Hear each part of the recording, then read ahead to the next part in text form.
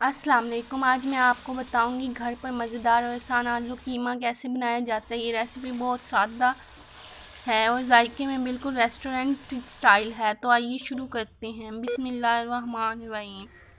फबिय्यि आला रब्बिकुम तुकज़्ज़िबान। सबसे पहले आप कढ़ाई ले लें, उसमें ऑयल डाल लें और उसमें 2 अदद प्याज डाल लें।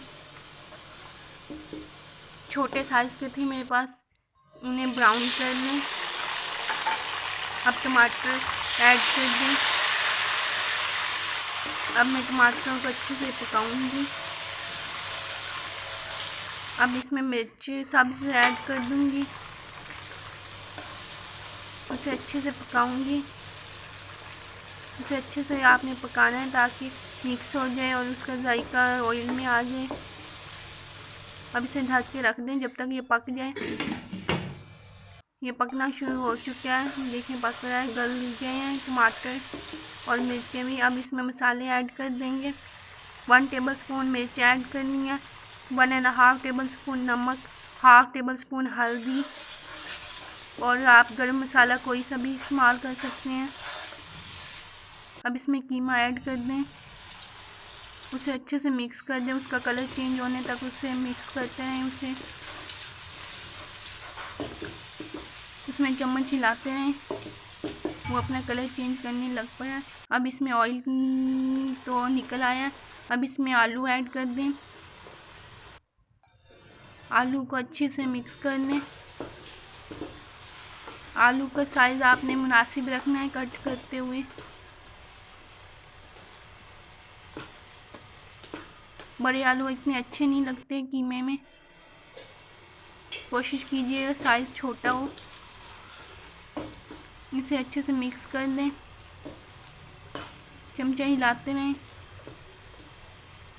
अब इसमें दही ऐड कर दें।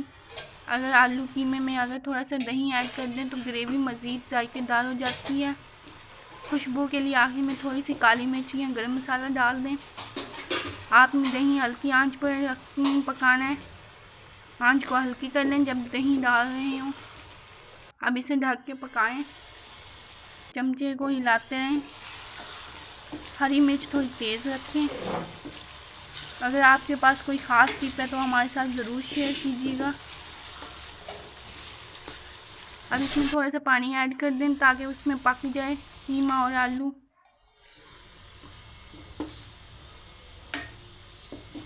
इसे मिक्स कर लें, ढक के रख दें, पकने दें। तकरीबन ये 15 से 20 मिनट में पक जाएगा। बीफ कीमा सबसे ज़्यादा जायकेदार होता है, लेकिन आप मटन या चिकन कीमा भी इस्तेमाल कर सकते हैं। इसे मिक्स कर दें।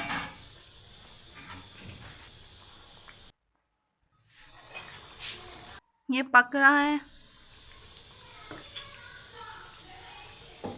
अगर आप यहाँ तक वीडियो देख रहे हैं तो यकीनन आपको वीडियो पसंद आई होगी, तो वीडियो को लाइक, शेयर और चैनल को सब्सक्राइब ज़रूर करें।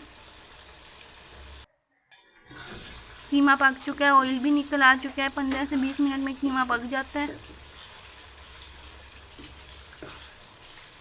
आपकी दुआएं और कमेंट्स ही मुझे नई वीडियोस बनाने का हौसला देती हैं।